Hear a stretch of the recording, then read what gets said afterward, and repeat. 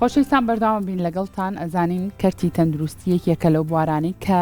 پێویستەکە گرنگیەکی زۆر زیاتری پێ بدرێتەوەی کە ئێستا هەیە. بۆیە ئەمڕۆ لەم بەشەیە باز لە پەرەپێدانەکەین بە کەرتی تەندروستی با بزانین چیە، هەروە بەراوردێکی ژەکەین لە نێوان کەرتی تەندروستی لە هەرێمی کوردستان و لە عێراقا جیاوازەکان چین و هەروەها ئەشزانین لە ئێستاە لەسەر لیستی 222 یەکێتی نیشتیمانی کوردستان چەند کاندیدێک هەیە کە خۆیان شارەزایەکی تاویان هەیە لە بواری تەندروستیا و ئەتوانین بڵێن دکتۆرن لەو نێوەندەیە ئەتوانن کە خزمەتی باشتر بە کەرتی تەندروستی بکەن بە تایبەتر لە هەرێمی کوردستانە. اینجا بۆ ئەوی بە چڕوپڕی لەسەر بابەتەکە گفتوگۆ بکەین و زانیاری وەرگین ئەمڕۆ بە خۆشحاڵی یەکێک لە ئەو پزیشکە ئەزیزانەمان لایەکە ساڵانێکی زۆرە خزمەتی بە کەرتی تەندروستی کردووە لە هەرێمی کوردستان بەبێ جیاوازیش زۆر بەڕێز دکتۆر چالاک قەشانیە کە بەڕێزیان ئێستا کاندیدی ژمارە 11 لەسەر لیستێکێتی نیشتیمانی کوردستان 222. دکتۆریان سڵاو لێبێ زۆر زۆر بەخێر بێت. سەرچاوان وەسفێکی کردی من وەسفێکی کەژی سافاکەم ئینشەڵا لە وەزیری تەندروستی عێراقات بینینەوە. ئینشەڵا بۆ هیوایەک دکتۆریان چونکە خزمەتەکانی تۆ کە کردوتە بە کەرتی تەندروستی شایانی ئەو وەسفانەیە ئێمە بیکەین. دکتۆریان دەستپێک پێمان بڵێ با بزانین کەرتی تەندروستی لە ئێستاە لە هەرێمی کوردستانە بەڕای بەڕێز لە چ ئاستێکدایە؟ بەڵێ زۆر سپاس دیارەوەکو بەڕێستان باستان کرد کەرتی تەندروستی گرنگە چونکە پێویستە بە ژیانی کۆمەلگاوە. تۆ ئەگەر کۆمەلگایەکی تەندروستت هەبێ داهاتوویەکی تەندروستت دەبێت، نەوەیەکی تەندروستت هەبێ داهاتوویەکی پێشکەوتو تەندروستت دەبێت. کەرتی تەندروستی لە هەرێمی کوردستان و بە تایبەتی ئەگەرم باسی شاری سلێمانی و دەوروبەری بکەم ئەتوانم بڵێم تا فترەیەک پێشوو کەرتی تەندروستی لە شاری سلێمانی و ئێستاشی لەسەر بێ کەرتی تەندروستی لە شاری سلێمانی پێشەنگە لە زۆربەی بوارەکانە لە ئەتوانم بڵێم لە زۆربەی شارەکانی عێراق و هەرێمی کوردستان کەرتی تەندروستی بە هیمەتی دڵسۆزان و پزیشکان و کارمەندانی تەندروستی ئەتوانم ئەوە بڵێم چونکە بەڕاستی لەم بارودۆخە قورسەیە کە کەرتی تەندروستی ماوەتەوە بە دڵسۆزی پزیشکان و کارمەندانی تەندروستی ماوەتەوە. خۆمان نەزانن قەیرانی موچە و قەیرانی دارایی و کەمی دەرمان و پێداویستی پزیشکی کاریگەری خستۆتە سەر کەرتی تەندروستی، بەڵام پزیشکان و کارمەندان و بەڕێوەبەری نەخۆشخانەکان ئیدارەکان هەمویان هەوڵیان داوە کە کەرتی تەندروستی گشتی لاواز نەبێەوە نەکەوێ. ئەو نەکەوتنە پشکێکی بەر ڕاستەکەی وتت کارمەندان و پزیشکان پشکێکی تری ناکەوێتە سەر حزب بۆ یەکێتی نیشتیمانی بە دڵنیایەوە ئێستا ئێمە من ئێمە سەرباسیەوەش کە یەکێتی نیشتیمانی کوردستان کە لێرە لەم ناوچەیە دەسەڵاتدارە زۆر گرنگی بە کەرتی تەندروستی داوە پاڵپشتی کەرتی تەندروستی بووە. من خۆم نەخۆشخانەی شۆڕش یەکێکە لە دیارەکانی یەکێتی نیشتیمانی کوردستان و مامجلال بۆ پێشمەرگە و کە سوکاری شەیتان کە لەی شارێکی تری نەک هەرێمی کوردستان لە عێراقیش نییە. یعنی نەخۆشخانەکانی شۆڕش خزمەتی گەورەی بە پاڵپشتێکی گەورەش بۆ کەرتی تەندروستی گشتی و خزمەتی گەورەی پێشمەرگە و کە سوکاری شەیدان و خەڵک بەگشتی کردووە. لەبەرەوە یەکێتی نیشتیمانی کوردستان دەورێکی گرنگی هەبووە کە لە ئەوەی کەرتی تەندروستی بەرەو پێشەوە بڕەوە پێشەنگ بێەوە. ئێستا لە زۆربەی بوارەکانە کە کەرتی تەندروستی نەکەوتووە ئیدارەی گشتی یەکێتی نیشتیمانی کوردستان هاوکاریەکە بۆ نمونە لە نەخۆشخانەی هیوا کە بەڕێز مامجلال خۆی و ئیدارەی گشتی کۆمەڵێک کۆمەڵێک کارمەند کە بە گرێبەست پێویستیان بە کارمەندە لەوێدا ئیژەکەن هەمووی ئیدارەی گشتی هاوکاریانەکە لە نەخۆشخانەی مناڵە کە بەشی چاودێری ورد هەیە کە چاودێری ورد زۆر گرنگە، یعنی چاودێری ورد لە دەرەوە یعنی تێچوێکی زۆری هەیە و هاوڵاتی ناتوانێت مناڵێکی پێویستی بە چاودێری ورد بێت لە دەرەوە داخلی بکات چەند ڕۆژێ بمێنێتەوە کە ڕۆژانە لە ملیۆنێک 2 ملیۆن زیاترەکەوێت. ئیدارەی گشتی کۆمەڵە کارمەندی لە چاودێری وردی نەخۆشخانەی مناڵان کە هەمویان گرێبەستن مناڵپارێز و ئیدارەی گشتی یەکێتی نیشتیمانی کوردستان پشتگیریەکە. لەبەرەوە بەشێکی زۆری ئەو پێشکەوتنەی هەیە لە کەرتی تەندروستی ئەتوانی بیگەڕینەوە بۆ پاڵپشتی یەکێتی نیشتیمانی کوردستان و بەرنامە و پرۆگرام یەکێتی نیشتیمانی کوردستان کە گرنگی بە کەرتی تەندروستی داوە. بەڵام ئەوەی ئێمە باسمان کرد کە کەرتی تەندروستی هەوڵدراوە نەکەوێت بارودۆخەکە وای لێ کردووە، چونکە باسم کرد سلێمانی پێش چەند ساڵێک ئێمە لە شاری سلێمانی نەخۆشخانەی ئەهلیمان نەبوو بەڵام بەوەی قەیرانی دارایی و دواکەوتنی موچە پزیشکان و کارمەندان کە موچیان نەبێ زۆربیان لە نەخۆشخانە ئەهلەکان کارەکەن بۆی موچەیەکیان دەستکەوێت کەمی دەرمان و پێداویستی پزیشکی وای کردووە کە نەخۆشخان ڕۆژانە نەخۆشخانەی ئەهلی بکرێتەوە ئومێدەوارین کە ئەم کێشەی موچە و دەرمان و پێداویستی چارەسەر بێ و سلێمانی بگەڕێتە ئەوەی کە هەمیشە پێشەنگ بێ لە بواری تەندروستیە. بەڵێ باش دکتۆر هەر بۆ خۆیکردنەوەی نەخۆشخانەی ئەهلیت بەشێک دێ لە پێشکەوتنەکان و پێشەنگیەکانی کارتی تەندروستی ڕاستەکە ئێمە زۆر جار ئەزانم لە خەمخۆری جەنابی شتانەوە زیاتر خەمی گیرفانی خەڵکمانە ئەوەی کە باسی لێواکەین بەڵام بۆ خۆشیێن دێجار کەرتە تایبەتەکەش جۆرێکە لە پێشکەوتنی ئێمە ببوورە من مەبەستمەوە نییە کە کەرتی تایبەت نابێ هەبێ چکە کەرتی تایبەتیش پاڵپشتێکە یان پشگیرێکی کەرتی گشتیەکە یعنی ئێستا کەرتی کاڵم کەرتی تەندروستی سلێمانی پێشەنگە باسی کەرتە تایبەتەکانی ژەکەم چکە ئێستا بەڕاستی لەم کاتە شاوای لە تۆ لە شاری سلێمانی نەخۆش پێویستی بەوە نییە کە بڕوا بۆ وڵاتی ئێران و تورکیا و هیندستان چکە ئێستا لە نەخۆشخانە تایبەتەکان هەموو جۆرە نەشتەرگەریەک هەموو جۆرە چارەسەرێکەکرێ کە ئەمە پێشکەوتنێکی گەورەیە لە کەرتی تایبەتیشە کە گرنگە یعنی هەبێ ئەبێ کەرتی گشتی و کەرتی تایبەت هاوکاری یەکتر بن وە کە ئێمە باسی ئەوەکەین کەرتی تایبەت زۆر بووە ئێمە لە داهاتوە ئیشەڵا کە بڕۆینە پەرلەمانی عێراق ئەبێ هەوڵ بین کێشەیەکمانەیە ئێمە کە سیستەمی تەندروستی لە هەرێمی کوردستان و عێراق کۆنە بەداخەوە تا ئێستا ئەم سیستەمە تەندروستیە گۆڕانکاری نەکراوە لە چیا کۆنەکەی لەوایە تۆ ئەبێ کەرتی تایبەت و گشتی جاکەیتەوە یعنی ناکرێت تۆ کارمەند و پزیشکان کە لە کەرتی تایبەت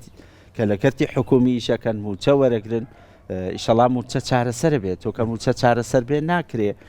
کارمەند و پزیشکان بچن لە نەخۆشخانە ئەهلەکان زیاتر دەوام بکەنەوەی موچە وەرەگرێ تۆ ئەبێ کەرتی تایبەت کەرتی گشتی جا بکەیتەوە پزیشکێک کارمەندێک تەندروستی کە ئەوێت لە کەرتی گشتی ئیش بکات لە کەرتی گشتی دەوامی خۆی بە مەزبوطیەکە کاتێکی زیاتر دەوامەکە و پزیشکەکەش لە نەخۆشخانە گشتیەکانە زۆربیان چۆن ئێستا لە نەخۆشخانەی هیوا کە عیادیان نییە بەدەل عیادیان هەیە لەوێ دەوامەکەن تا ئێوارە لە نەخۆشخانەکانی تریژە بێ بەم جۆرە وای لێبێت کە کەرتی گشتی بە تەواوی جیا بکرێتەوە لە کەرتی تایبەت کارمەند و پزیشکەکان جیا بکرێنەوە یعنی تۆ کارمەند و پزیشکە بێ لە نەخۆشخانەی ئەو کارمەندانی لە گشتی ئیژەکەن لە نەخۆشخانەی گشتی ئیش بکەن ئەوانەی ئەیانەوە لە کەرتی تایبەت ئیش بکەن لە کەرتی تایبەت ئیش بکەن بەڵام کە لە کەرتی تایبەتیش کە خزمە دەکا و خانەنشینە بێ وەکو کەرتی گشتی لە کۆتاییە موچەی خانەنشینی خۆی پێ بدرێ ئەمە زۆر مهمە یعنی کەرتی تایبەت و کەرتی گشتی جیا بکرێتەوە چکە تۆ ئەگەر جیات کردەوە ئەو کاتە ئەم تێکەڵیە هەیە کە دروست نابێ و هەمویان هەردوو کەرتەکە هەوڵە دەنگەشاکەن و پێشەکەون هاوکاری یەکترە بێ لەبەرەوە یەکێک لە نوختەکانەوەیە کەرتی تایبەت و گشتی جیا بکرێتەوە ئیشەڵا ئەمە کە بڕۆینە پەرلەمانی عێراق کە بێگومان ئێمە وەکو پزیشک لە لیجنە تەندروستیەکانە کارەکەین پێویستە یەکەم شت پلان هەبێ ئەم کەرتە جیا بکرێتەوە کە لە عێراقیش تا ئێستا نییە دوای ئەوە بیمەی تەندروستی دەست پێ بکرێت چکە بەداخەوە ئێستا لە عێراق لە بیمەی تەندروستیە لە پێش کەوتووە لە پێش ئێمەوە نزیکەی ملیۆن نوێک بۆ 2 هاوڵاتی عێراقی ئێستا بەشدارن لە بیمەی تەندروستی کە بیمەی تەندروستی بە عەرەبی پێڵەن زەمان سەحی لە عێراق دائیرەیەک دروستکراوە دائیرەی زەمان سەحیە کە هەموو هاوڵاتیەک کە تۆ تەندروستیت باشە و کاتی تەندروستیت باشە بەپێی موچەکەت بڕەپارەیە گەدەی بە دائیرەی زەمانی سەحی بیمەی تەندروستی ئەو کاتێکە نەخۆشەکەوی لەو نەخۆشخانانەی بۆ دیاریەکرێ هەموو چارەسەریەکت بۆ کرێ داوەنە زیاتر وەرەگری بەڵێ ئەو کاتە تۆ هەر نەشتەرگەرێکی پێویست بێ هەر شتێکی پێویست بێ هەموو شتێک بۆ کرێ یعنی تووشی ئەوە نابی کە دەرمان نییە پێداویستی پزیشکی نییە چونکە بەڕاستی باسی بیمەی تەندروستیەکەین هۆکارەکەی ئەوەیە کە هیچ حکومەتێک ناتوانێت خۆی میزانی تەواوی کەرتی تەندروستی دابین بکە چکە لە وڵاتی ئێمەش بەداخەوە لە هەرێمی کوردستان ئەتوانم بڵێم کەمترین میزانیە تەرخان کراوە بۆ کەرتی تەندروستی گشتی کە لە 5 تێ ناپەڕێ لە وڵاتان ئەگاتە لە 15 ئەو میزانی تەرخانەکرێ بۆ وەزارەتی تەندروستی بۆ کەرتی تەندروستی بەڵام لای ئێمە لە 5 میزانیان بودجە تەرخان کراوە بۆ کەرتی تەندروستی لەبەرەوە ئێمەش هەرێمی کوردستانیشە بێ دەست بکەین بە بیمەی تەندروستی بیمەی تەندروستی وەکو باسم کرد زۆر گرنگە بۆی کەرتی تەندروستی گشتی پێش بکەێ زۆر باشە دکتۆر جەبا بەڕێستان باستا لە جیاوازیەک لە نێوان هەرێمی کوردستان و عێراقە کە ئەوان لە ڕووی بیمەی تەندروستیەوە لە ئێمە پێشکەوتوتر ئەی لە ڕۆکانی ترۆ بۆ نمونە هەل لە بواری تەندروستیا کە سێرە بکەین هەرێمی کوردستان و عێراق چ جیاوازیکیان هەیە و ئیشەڵڵا بەڕێستان کە چوونە پەرلەمانی عێراق چۆن ئەتانەوێت زیاتر گرنگی بە کەرتی تەندروستی بن لە هەرێمی کوردستانە وەکو باسم کرد لە هەرێمی کوردستان و عێراق کێشەیەکەیە کە سیستەمێکی تەندروستی کۆن هەیە و ئەم سیستەمە تەندروستیە کۆنە ساڵانی هەفتاکانە چکە بەپێی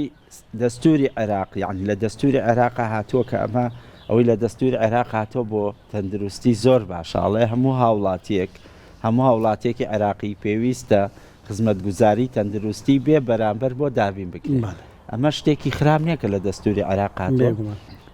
بەڵام ئەو سیستەمە تەندروستی کۆنەی هەیە کە ساڵی 67کانە هەروە ماوەتەوە لەبەرەوە لە عێراقی ژەبێ چونکە بەڕاستی لە عێراق ئێستا ئێمە ناڵێن نەخۆشخانەکان باشترن لە عێراقا نەخۆشخانەکان وێرانن یعنی بینای نەخۆشخانە نییە وا تازە لە بەغداد نەخۆشخانە دروستەکرێت تۆ بۆ خۆ لە نەخۆشخانەی شۆڕش بی من لە هیواش ئەو شایەتیادەم چەند جار ڕێپۆرتاژ و دۆکومنتمان لەسەر ئەو نەخۆشخانەی کردو کە لە ناوەڕاست و خواروی عێراقەوە نەخۆش هاتۆ لێرە چارەسەری شۆڕشیش من دڵیان هەر بە هەماشێوەوانە جارانیش بە پێچانەوە بۆ من بیرمە خزم و کەس و کارمان بۆ وەرگرتنی چارەسەر ساڵانی ڕابردوو سەردانی بەغداد دەیانە بەڵێ ئێستامانە پێچوانە بوونێتەوە دکتۆر وانە لێرە نەخۆشخانەکانی ئێرە دەرگاشی واڵایە بۆ بەڵێ بە دڵنیایەوە تۆ ناتوانانی ڕێگری لەوە بکەیت کە هاوڵاتی عێراقی لە هەرێمی کوردستان بەیان لە عێراق بێر هاوڵاتی عێراقی پێویستە لە هەر شوێنێک بێ خزمەتگوزاری تەندروستی بۆ بکرێ بەڵام لە عێراق ئەوەی پێشتر هاوڵاتی هەرێمی کوردستان خەڵکی هەرێمی کوردستان ئێمە لە بیرمانە پێش ڕوخانی ڕژێمی بەغداد خەڵک لێرەوە ڕۆی بۆ بەغداد بۆ چارەسەر و بۆ نەخۆشخانەکانی ئەوێت چونکە نەخۆشخانەکان پێشکەوتوو بوون بینای نەخۆشخانەیان باش بوو خزمەتگوزاری تەندروستیان باش بوو بەڵام ئێستا دوای ڕوخانی ڕژێم نەخۆشخانەکان هەمویان پەکیان کەوتویان لە عێراق بینای نەخۆشخانە هەمووی وێران بۆ کۆن بووە پرۆژەی تازە نیە خزمەتگوزاری تازە نیە لەبەرەوە پێویستە عێراقیش یعنی ئەم سیستەمە تەندروستیە بڕیارێک دەربچێت لە عێراقەوە کە سیستەمی تەندروستی لە عێراق و هەرێمی کوردستان بە تەواوی بگۆڕێوەکو باسم کرد گۆڕینەکەش بەو شێوەیە کرێت کە کەرتی تەندروستی تایبەت و گشتی جیا بکرێتەوە و خزمەتگوزاری بیمەی تەندروستی بۆ هەموو هاوڵاتێک دابین بکرێت خزمەتگوزاری تەندروستی لە هەموو ناوچەیەک لە هەموو لادێ و شارێک دابین بکرێت بۆ هاوڵاتی ناکرێتەوە هەر لە شارە گەورەکانە کە ئێستا ئێمە لە شارەکانیش کەم و کوڕیمانەیە بۆ نمونە شارێکی وەکو سلێمانی کە ئێمە هەروتومانە پێشەنگە بەڵام لە شاری سلێمانی ئێمە پێویستمان بە 4 فریاکەوتن هەیە نەک یەک فریاکەوتنمان هەبێت 2 فریاکەوتن کە فریاکەوتن نەخۆشخانەی شار و شۆڕش هەیە پێویستە لە ڕۆژهەڵاتی سلێمانی لە باشووری سلێمانی تۆ بەشی فریاکەوتنت هەبێ نەخۆشخانەی گەورەت هەبێ 2 نەخۆشخانەی مناڵانت هەبێ 2 نەخۆشخانەی ژنان و مناڵبوونت هەبێ ناکرێتەوە یەک نەخۆشخانە هەبێ هەموو هاوڵاتیەک لە لادێ و لە قەزا و ناحیەکانەوە سەردانی و نەخۆشخانەیە بکەن بێگومان نەخۆشخانەکانیش فریا ناکەون لەبەرەوە پێویستە ئەمانە بکرێ بەڕاستی پێویستە بخرێتە بەرنامەوە کەرتی تەندروستی لە داهاتوە ئیشەڵا بەتایبەتی لە شاری سلێمانی و دەوروبەری بە هەوڵی هەموو لایەکەتی تەندروستی بەرەو پێشەوە دکتۆر ئەزانین جەنابەت کاندیدی ژمارە 11 لە سەرلیستی 222 یەکێتی نیشتیمانی کوردستان زۆرێک لە کاندیدەکانی تر بەپێی پسپۆڕێکی خۆیان بۆن مەهەیانە پارێزەرن پرسیاری ئەومان لێکروتمانە کاچتە ناو خەڵکەوە خەڵک داواکاری چی لە تۆ هەیە گەر بچیتە پەرلەمان بڕەنگە لە ڕوانگەی پسپۆڕێکەوە پرسیار بکە بڵمە بڵێ مافە یاسایەکانم لە عێراقا بۆ کەسێکی یاسایی بۆ کەسێکی ترکە لە بواری وەرزشیان ڕەنگە لە ڕوانگەی وەرزشەوە بۆ دکتۆر چالاک کە چۆتە ناو خەڵکەوە کە من نەزانم تۆ کەسێکی خۆشەویستی لە شاری سلێمانی وە کەسێکی زۆر چالاکی هەر ناوێکی زۆر جوانە لەلاوی دکتۆرە چالاکەکەی نەخۆشخانەی شۆڕش هەمیشە سەرکەوتوبی ئینشاڵڵا لە پەرلەمانە بینینەوە خەڵک داواکاری چیت لێ لە ماوەی ئەم چەند ڕۆژی بانگەشەیەکە ئاچیت بەریانەکەوی پێتەڵێن چی ئەڵێن دکتۆر چالاکە گەر چوویتە پەرلەمان داوای چی شتێکەکەن بەڵێ بێگومان ئێمە خەڵک داواکاری هەیە بەپێی وەکو باسمان کرد بە تایبەت ئەم جارە لیستی یەکێتی نیشتیمانی کوردستان لە هەموو پسپۆڕیەک کاندیدەکانی باش ئەتوانم بڵێت لە ڕووی یاساییەوە لە ڕووی ئابوووریەوە پسپۆڕی تیا لە ڕووی قانونیەوە لە ڕووی تەندروستیەوە ئێمە سێ پزیشک چوار پزیشک لە لیستی یەکێتی نیشتیمانی کوردستان هەیە ئێمە کاچینە پەرلەمان و کاچینە ناو خەڵک بەڕاستی تۆ ئەبێ لە بواری پسپۆڕی خۆت ڕاستە ئێمە هەمومان لە هەندێک خۆتان نەزان لە ئەنجومەن نوێنەرانی عێراق کاری تۆ دەرکردنی یاساکانە ئێمە هەمومان ئەم کاندیدانەی کە چوین بە کۆمەڵە فلتەرا ڕۆشتوین کە زۆربەمان زمانی عەرەبیە زانین زمانی عەرەبی تێگەین چونکە کە تۆ گرنگە کە بەڕاستی کاچیتە پەرلەمانی عێراق ڕاستە بەپێی دەستور تۆ زمانی کوردی هاوشێوەی زمانی عەرەبی زمانێکی ڕسمیە بەڵام بێگومان تۆ پێویستە یاساکان تا ئێستا بە زمانی عەرەبی دەرەکرێت لە پەرلەمان مناقەشاکرێ بە زمانی عەرەبی پێویستە تۆ شارزایت لە زمانی عەرەبی هەبێ و هەمومان لەو دەرکردنی یاسایانە بەشدارە بین کە ئەو یاسایانەش پێویستە وا دەربکرێت کە لە خزمەتی خەڵک بێ خزمەتی خەڵکی کوردستان و خەڵکی عێراق بێ بەگشتی لەبەرەوە پێویستە هەمومان شارەزاییمان هەبێت لە زمانە ئەمە بە دەرەجەیەک دوای ئەوە لە پسپۆرەکانی خۆمانە بێگومان کاچینە ناو خەڵکەوە باسی بەرگریەکەین ئەمە باسی ئەوەکەین کە بەرگریەکەین لە مافە دەستوریەکانی خەڵکی کوردستان کە مافە دەستوریەکانی خەڵکی کوردستان ئێمە کۆمەڵی کێشەمانەیە لەگەڵ حکوومەتی عێراق یەکێک لە کێشەکانەوەیە کێشەی مادەی 140مانەیە کە زۆر گرنگە بەڕاستی ئێستا وای لە تۆموچە پێشکەوت تۆموچە بۆ بە بابەتێکی ڕۆژانە بەڵامی شەڵا کە بابەتی موچە بەرە و چارەسەربوون ڕۆیشت ئێمە بێ هەوڵ بین کە کێشە دەستوریەکان مادەی 140 کێشەی خاکە لەگەڵ حکوومەتی عێراقەوە کێشە یاساییەکانی ترە ئێمە هەوڵ تا مەرجنیە ئەگەر هەر لە بواری تەندروستی نەشتەرگەری بۆ تەندروستی بکەیت نەخێر نەشتەرگەری بۆ مادەی 140 یاساییەکانی تر کە لە یاسای باری کەسێتی هەیە و کۆمەڵە یاسای تر هەیە یاسایی ئێستا باسم کرد لە شاری سلێمانی ئەمە نەخۆشخانەی سەربازیمانەیە نەخۆشخانەی شۆڕشمانەیە تا ئێستا لە عێراق تازە خەریکی دروستکردنی نەخۆشخانەی سەربازین یعنی کۆمەڵی کێشەی تر هەیە کە ئێمە ئەتوانین لەوێ بەرگری لە مافە دەستوریەکانی خەڵکی کوردستان بکەین بە گشتی لە هەموو ڕوویەکەوە بێگومانۆکو پسپۆری خۆشمان لە کەرتی تەندروستیە زیاتر هەوڵە دێ زۆر باشە اینجا بە حکومەتی دکتۆر چالاک خۆی پێشتر بەڕێبەری نەخۆشخانەی شۆڕش بۆ زیاتر ئاگاداری ئەو کەم و کوڕیانەیە کە بۆنمە لە نێو نەخۆشخانەکان و لە نێو سێکتەری تەندروستی بە تایبەتر لە شاری سلێمانیە دڵنیام کاتوانی کار لەسەرێکە بە یەکیان بکەیت و چارەسەریان بکەیت دکتۆر ئەوەی کە بۆ نمونە هەستەکەی کەم و کوڕێکی زۆر دیار بێ لە کەرتی تەندروستی لە هەرێمی کوردستانە کە باسمان نەکرد بێ چ کەم و کوڕێکی زۆر دیار هەیە کە هاوڵاتیان وا لێ بکات لە هەرێمی کوردستانە بۆ متمانەیە بە نەخۆشخانەکان نەبێت سەردانی دەرەوی وڵاتکان بۆم بابەتە چونکە لە ڕابردووە زۆر گوێمان لەوە بوو کە هاوڵاتیان لە هەرێمی کوردستان چارەسەریان وەرناگرت و ئەچون بە وڵاتانی دەرەوە بڕەپارەیەکی زۆریان خەرجە کرد لەوێتر نەشتەرگەریەکی جوای لەوێیان کرد ئێستا چۆنە ئەم بابەتە لێرە ئەو متمانەیە لە لای هاوڵاتیان هەیە بڵێ وەکو باسم کرد بە خۆشحاڵی و ئێستا زۆربەی نەشتەرگەری و چارەسەرەکان لێرە ئەکرێت یعنی ئەوەی من ئاگادار بم هاوڵاتیان ئەو سەردانانیان کەم کردوتەوە بەڵام ئێمە کێشەی ترمان هەیە کێشەی دەرمانمان هەیە بەڕاستی یعنی دەرمانیشەوە لە بیرمان چوو باسی بکەین کێشەی گەورەیە لە هەرێمی کوردستان و هەموو عێراقا چکە لە هیچ وڵاتێک نییە تۆ یەک جۆر دەرمان 50 جۆر دەرمانت هەبێ تۆ بۆ نمونە پاراستۆڵ لە بازارە نابێ 50 جۆر هەبێ حەبێکی زەختە بیزنەوەت هەبێ ئەجا بەڕاستی ئەمانش حکوومەتی هەرێم و ئەو کوالیتی کۆنتترۆلی کە دروست کراوە تا ئێستا نەیتوانیەوە کۆنتترۆلی دەرمان بکە و خەڵکیش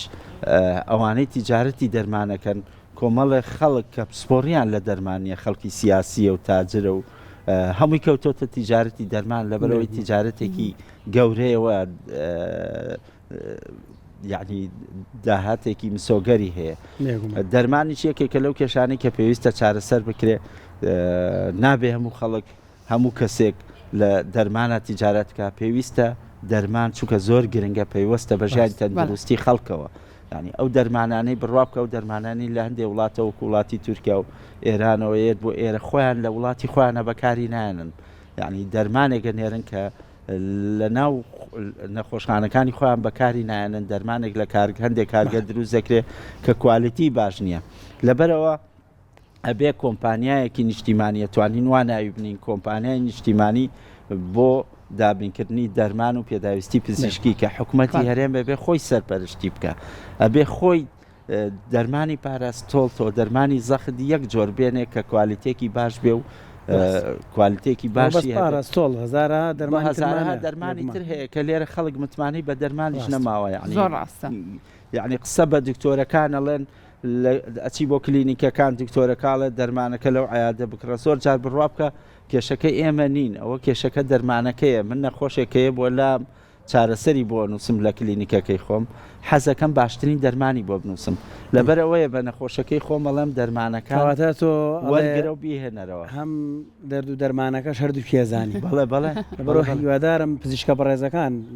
تۆ بە نوێنەری خۆیان بزانە بەڕاستی دەنگی تۆ پێویستە لە بەغا هەبێ تۆ پێویستی بۆی کە لە بەغا هەبیت ئەم کێشە و گرفتانی کە هەیە هەم بۆ پزیشکە بەڕێزەکان بەڕاستی نوێنەرێکی ڕاستەقینیان لە بەغا بێ و کوتت هەم بۆ نەخۆشەکانیش بێگومان دەستخۆش بە دکتۆریان هیوادارین لە پەرلەمانی عێراق ببینین زۆر سپاس منیش هیوادارم بەڕاستی خەڵک بە وشیاریەوە دەنگ بدەن یعنی ئەو کاندیدانانە هەڵبژێرن کە ئەتوانن لە ئەنجومەنی نوێنەرانی عێراق خزمەت بکەن منیش ژمارەکەم 11 ئیشەڵا لە ڕۆژی 11 هەمومان دەنگەین بە ژمارە 11 سعادی 11 لە 11 بچن دەنگن 11 بچن زۆر سپاسانەکەم دەستان خۆش بێ